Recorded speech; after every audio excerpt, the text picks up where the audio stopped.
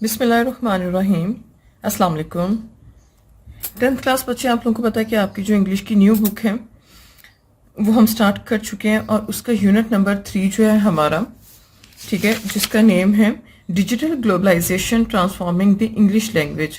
یہ ہم سٹارٹ کر چکے ہیں، اور آج ہم اس کے جو لاسٹ 2 پیراگرافس ہیں ان کو ہم پڑھیں گے، اس کا ٹیکسٹ جو ہے پڑھیں گے. تو چلیں شروع کرتے ہیں. پیراگراف نمبر 9 جو ہے وہ ہمارا سٹارٹ ہوتا ہے. اس سے پہلے کی جو ساری ویڈیوز ہیں اس میں یہ سارا اس کا ٹائٹل اور 1 سے لے کے 8 تک کے جو پیراگراف ہیں وہ سارے کے سارے جو ہیں وہ ڈسکس کر چکی ہوں اردو لینگویج میں ساتھ ساتھ. تو آج ہم اس کی جو ہے وہ 9th پیراگراف سے سٹارٹ کریں گے. اردو ٹرانسلیشن دیکھتے ہیں، ساتھ میں ڈیفیکلٹ جو ورڈ میننگ آئیں گے ان کو بھی دیکھتے ہیں. تو پیراگراف نمبر 9 جو ہے وہ ہمارا سٹارٹ ہوتا ہے. ڈسپائٹ دیز کنسرنس، ان خدشات کے باوجود، the influence of digital globalization, وہ کہتے ہیں جو اثر ہے ڈیجیٹل عالمگیریت کا آن انگلش زبان پر از انٹائرلی ناٹ نیگیٹو، وہ مکمل طور پر منفی نہیں ہے.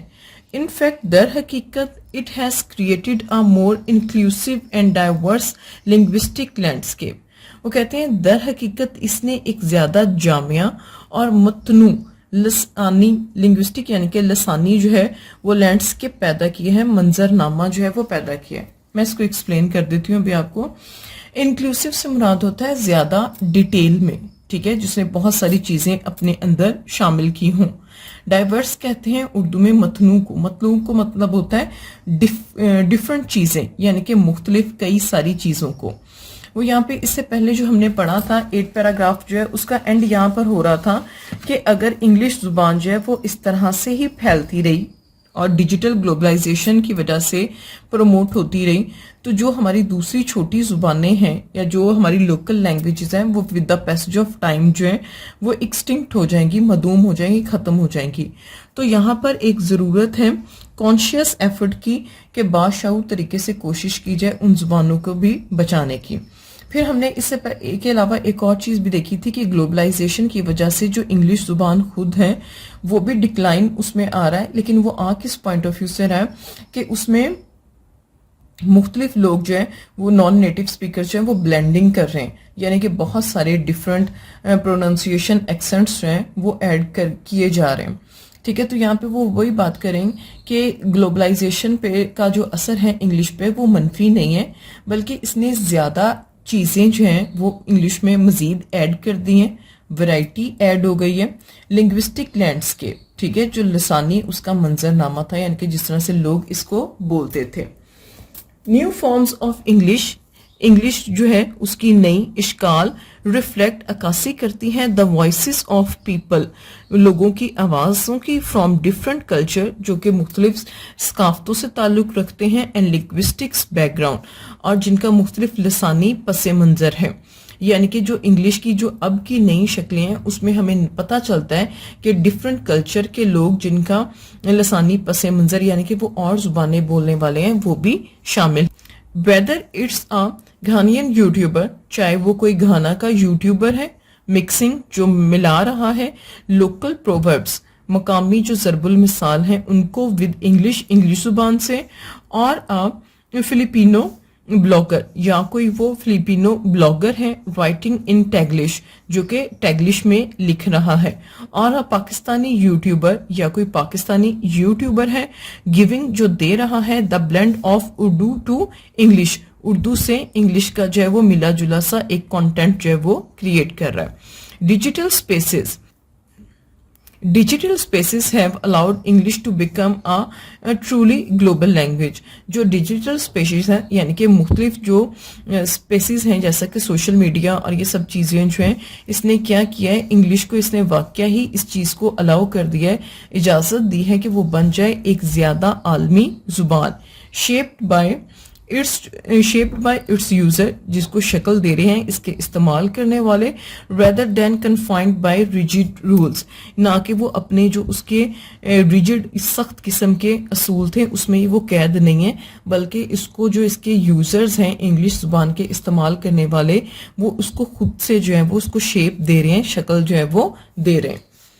10th پیراگراف ہے ہمارا. The digital globalization has had a profound impact on the English language.